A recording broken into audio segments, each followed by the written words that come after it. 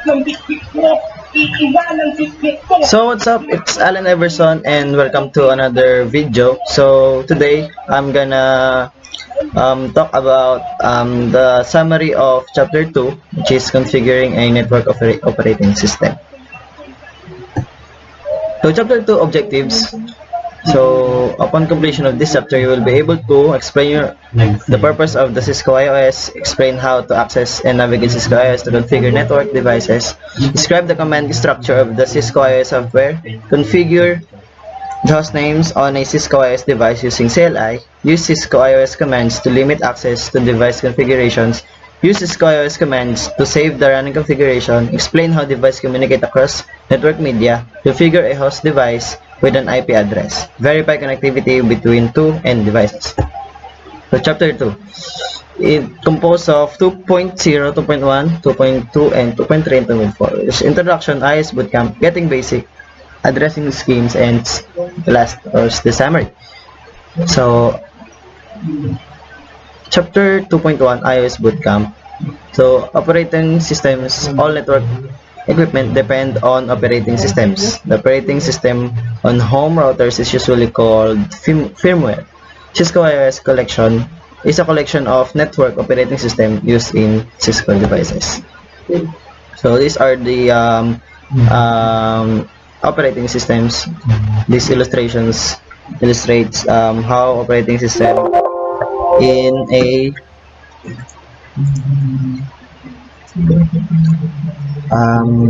Cisco iOS.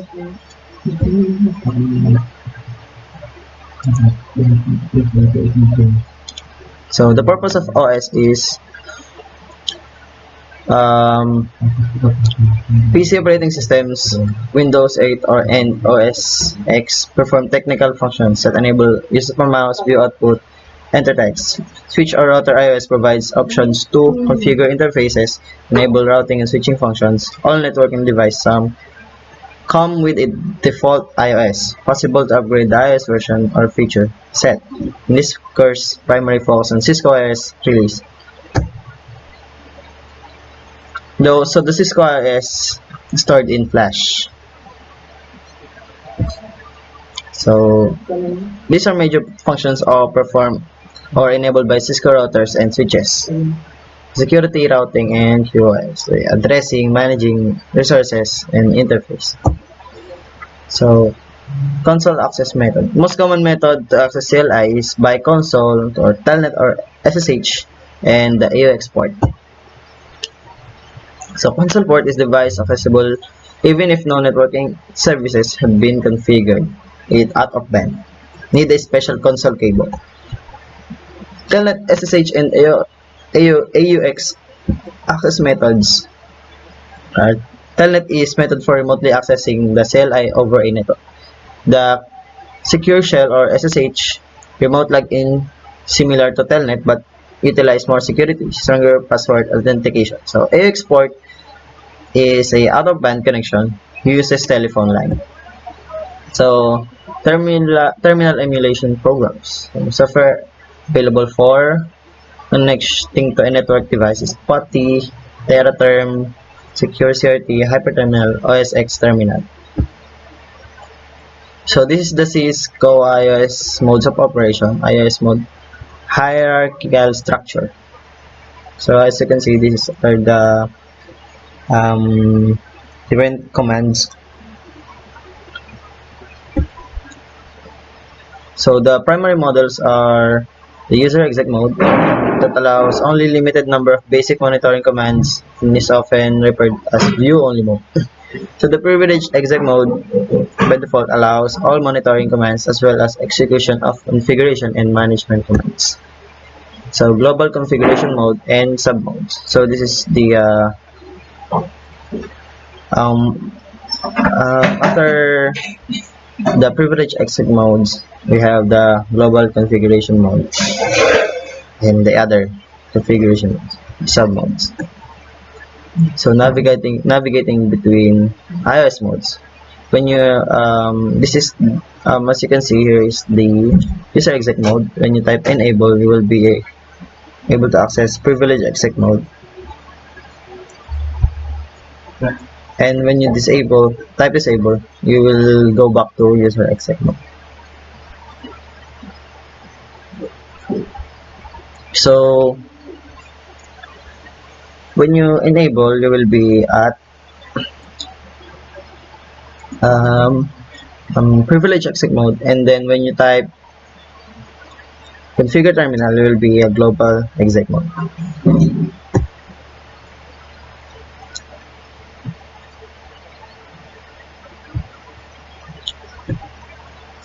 So this is the command syntax check. As you can see, these are the different syntaxes, hotkeys and shortcuts. So there are different hotkeys and shortcuts when you're using a command. So tab, control R, control A, control Z, down arrows, up arrow, control shift 6, and control C. So that is examination command. This is the show version, show flash, and show interface. The show version command. So the show version command basically displays the version of the Cisco IOS software. So 2.2 getting basic. So why the switch? Let's focus on creating a two-phase PC network connected via switch, setting as name for the switch, limiting access to the device configuration, configuring banner messages, saving the configuration, device name. So device names, without names, network device are difficult to identify for configuration purposes. So configuration device name. Host names allow device to be identified by network administrators over a network or the internet. So these are the syntax when you're configuring a hostname. So securing device access, you should type enable password, enable secret, and privilege exec mode, and console password, and the VTY password. So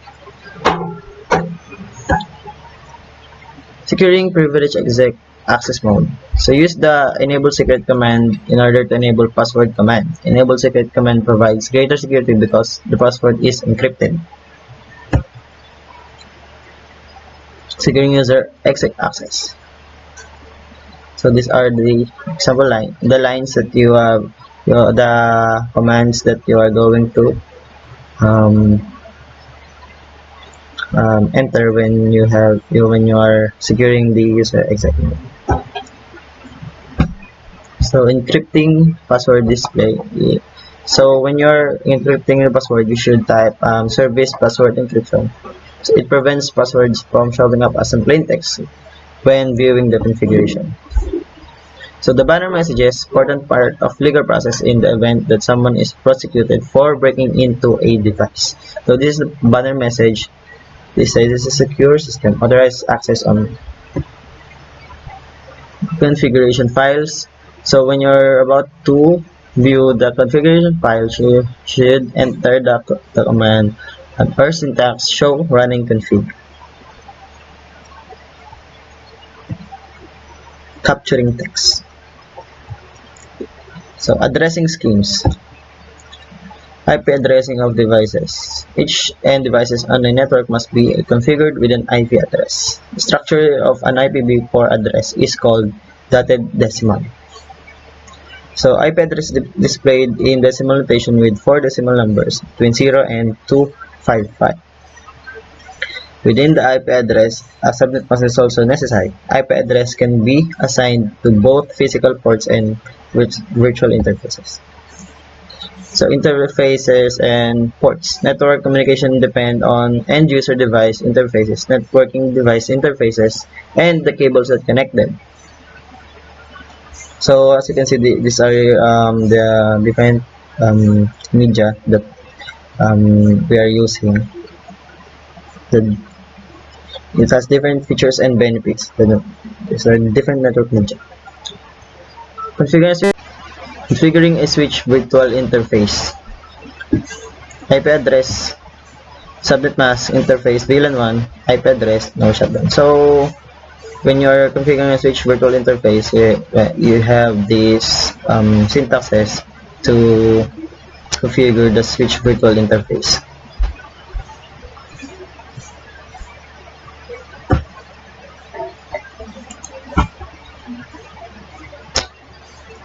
So this example when you're configuring a switch virtual interface. 255. So this is the IP address and sample subnet mask, and so when you're manually configuring a IP address, so this is the example. You have the IP address, subnet mask, and default gateway.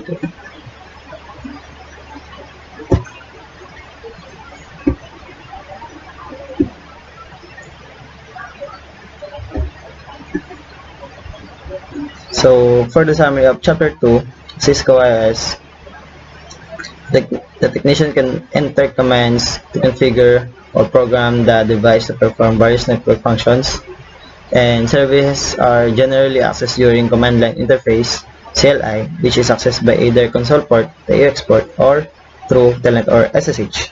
Once connected to the CLI, network technicians can make configuration changes to Cisco IOS devices.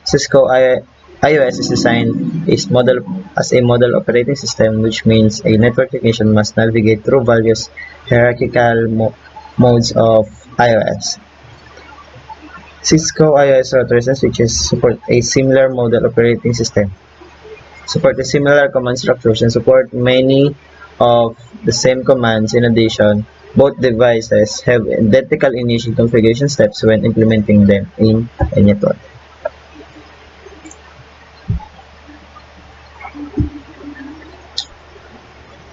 So this is the user exit command router.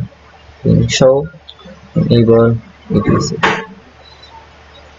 So these are the example of the commands. So that's all for our today's video. Thank you for watching.